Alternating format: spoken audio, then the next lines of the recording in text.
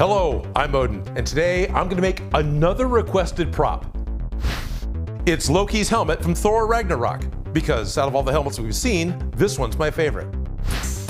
I love making these videos for you guys, and sponsorships are a huge deal for helping to support my channel. And I'm happy to say I've got Armada modern tanks helping me out this time. Can anything be cooler or more powerful than the tanks of the Second World War? Yeah, sure, modern combat vehicles. Armada Modern Tanks is a game all about this. This game has got it all. Cross-platform, player versus player, blitz battles. This is 5 versus 5 in various combat modes, with excellent graphics and sound. Daily quests and bonuses. It has realistic battle arenas for different geographical areas. Details of the environment are fully designed, and it has realistic physics. Barriers break, trees fall, the walls can be broken through. There's a feeling you're actually controlling a multi-ton engine. 25 tanks with caterpillar treads and wheelways are waiting for you in the hangar. Every tank personifies its unique tactics and the style of war. Armada Modern Tanks is a multi-platform game. It's available on Android, iOS, Facebook, Windows, Amazon, and Steam. Install Armada right now using the links in my description, and you'll get 100 gold, 100,000 silver, and a VIP status bonus. This is a huge bonus. Go ahead, click it right now. Click it. Just click it. Sorry, I can wait. Click. Thank you. Instead of the foil and duct tape patterns I typically do, I thought I'd just make this pattern directly on poster board. Since there's no top to the helmet, it's basically a cylinder anyway. I start by making one cheek guard. I measure the sizes of the helmet in the picture, and then measure where they should be on my head, and get a ratio to multiply all the measurements from the photo to what I need to make a pattern. After I have one cheek guard pattern, I measure my face and adjust the placement of the second cheek guard, and then add a headband to fit. I tape the paper pattern to my head cast and start drawing the band for the back of my head the same way, getting one side made and making adjustments so it can fit my head, then measuring how big it needs to be and making a full-size pattern. I'm going to make my helmet from styrene plastic. It's available in sheets from plastic distributors, and I can get a lot more sheet styrene for the same price as a good-sized piece of Worbla. Worbla or thermoplastic is really nice and it's easy to work with, but I'm used to working with styrene, and so that's what I'm going to use. There we go. I cut the face part from 1/8 inch or 3mm sheet styrene. This plastic can be thermoformed like Worbla, but you need a higher heat, so I use my heat gun to shape the face plate to fit. On a side note, styrene is often used for vacuum forming, and most model kits are made from styrene plastic. The cheek guards look like they have layered details that disappear behind that back band.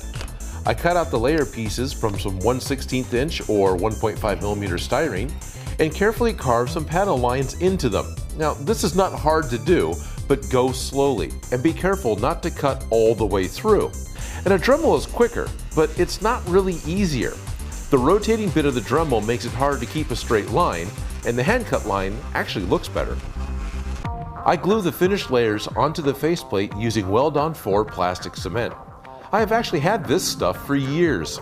There are more layer details on the back band, and I measure and make a pattern for all of these pieces too. The bottommost panel I cut from the thicker stuff, and the other two is the thinner. I can put each side on independently, leaving a seam in the back as it's covered by a hexagon that goes back there anyway. I scrape the corner off the edges where the two thinner panels will fit together. This will make that panel line more pronounced, and it will not look like a bad seam line. I attach the top layer, gluing the edges to be even, and trimming where they meet at the back so it's only one layer thick. The middle panel ended up being too big to fit, so I trimmed the bottom off to make it fit and then glue them in as well.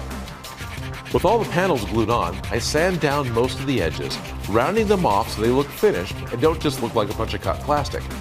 I also sand down the corner where the thicker plastic meets the thinner layer, and I sand down any scratches and the glue drips. For the hexagon shape that goes in the back, I make a paper pattern, folding the pattern to cut it out so each side is symmetrical. I cut it from 3mm styrene and make a panel to go on top. Now, this panel I just kind of guessed on because you'd never see the back in the movie. In fact, Loki wears this helmet longer in the trailer than he does in the final movie. Adding layers to the back band makes it stiffer, which is good, but I will need spring clamps to hold it in place while the cement sets. My plan is to glue it in stages because I don't want to just pour on so much cement that it runs down the cheeks. As the head sets up, I start to plan the horns. I don't want to sculpt them out just to pull a pattern off of them, so I just cut out poster board and figure out the shapes that I need. Now I have a printout of the same picture that I was using before, and I scaled the horns to be the size that I want them to be. Now I can make each pattern piece, and I can check the size of it and see if I'm getting close to the shape that I want. This takes a few tries to get it, 4 times actually, with the last one just adding a little more curl to the end.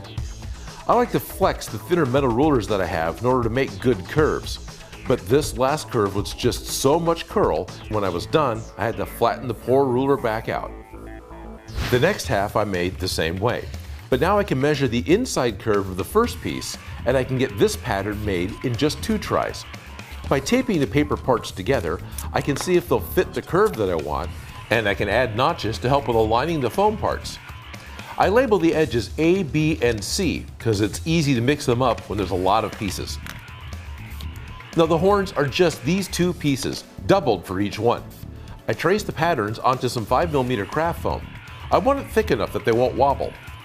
I cut out the smaller parts and make sure that the A edge is cut on a 45-degree angle, because I want that edge to be a sharp point. All the other edges on both pieces I cut out on a 90-degree angle.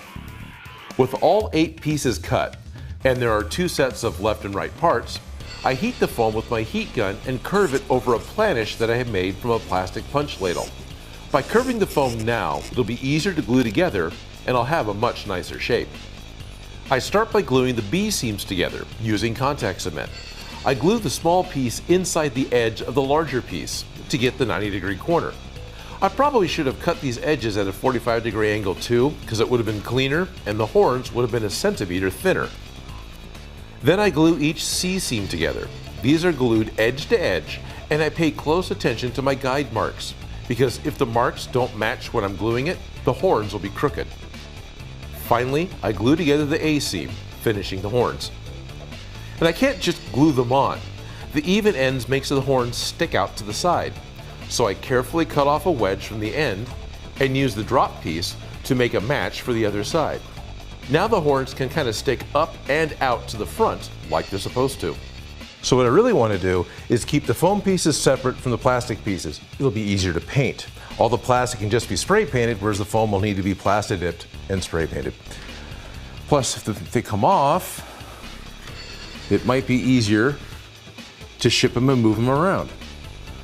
I'm going to use magnets to hold the horns on. I have enough for 2 sets for each horn. I need inserts for the magnets to sit in. I trace the edge of a horn and then use a piece of scrap to reduce the size of the drawing, and I'll get a pattern to make the inserts that I need. I also mark where I want the magnets to go so they'll all line up when I'm finished. I cut 4 inserts from the thicker styrene because it's close to the same size as the magnets, and I carve out the holes for them. I want to say that doing this does break the very tip of the blade off, so use an older blade if you want to do this. That's a way that you can just use an X-Acto knife to drill out a hole in a piece of plastic, and it's not that hard to do. I'm going to use a drill in the rest because it's a lot faster.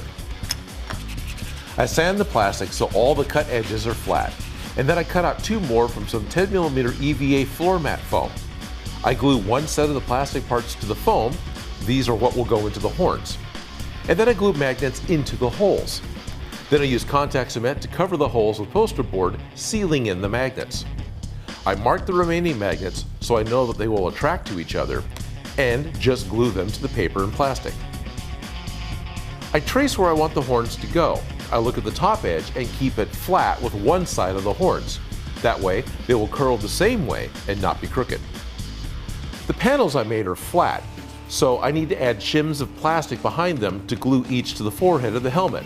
Now in hindsight, curving all of these panels to fit the forehead probably would have been a better idea. Once the plastic is glued to the helmet, I place the foam inserts and then fit the horns over them. Then I can use super glue on the 10mm foam inside of each horn. The last part I need is a triangle that goes on the forehead, and it's not flat, it's raised off the helmet. So I cut a shape that is very close to what I need from floor mat foam and glue that to the helmet. Then I slowly cut panels of the thin styrene to cover over the foam. and make sure that all the edges are smooth, flat, and clean. There are lots of small parts to cut and fit, and when I'm done, I file and sand all the edges to finish this part off. All right.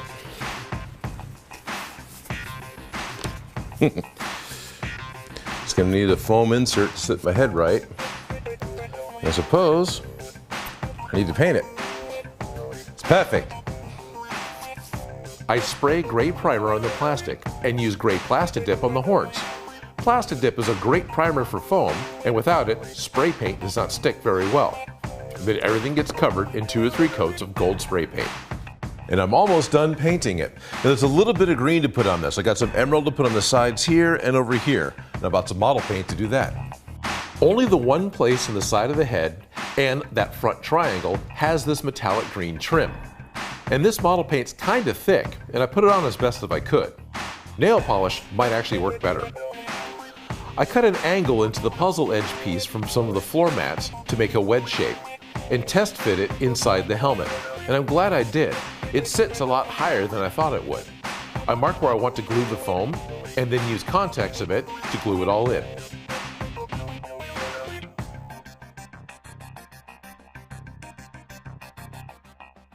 All the parts that I used to make this project, I picked up locally, and I put a part list in the description. And if you haven't already, please subscribe and click that notification bell.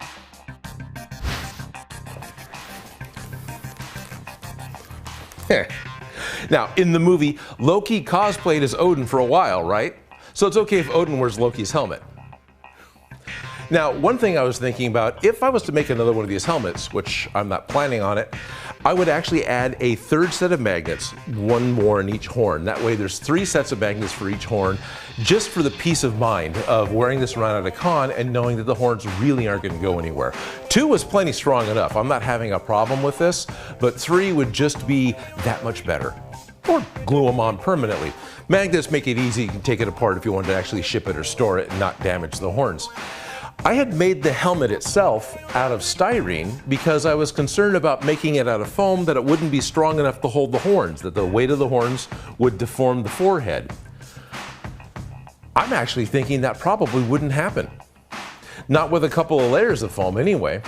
Why don't one of you go ahead and put that together? Go ahead and make a foam one, send a picture in, we'll share it with everyone else and show that the foam one probably would hold just fine without having to have the styrene base. But I wanted to make one out of styrene, because whether you make a helmet from styrene, totally from foam, or fiberglass like they did in the movie, there's going to be lots of different ways that you can make something. But this is how Odin makes.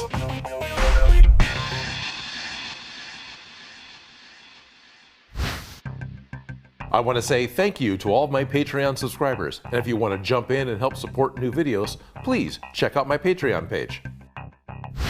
If you have any ideas for something for me to make, please leave a comment below. And if you make any of these projects, you can send me a picture. This is a tank game! We're gonna drive over shit and blow shit up, and look at this guy in the graphic over here, he looks just like Steeler from G.I. Joe, but he's not, because he's a little bit different.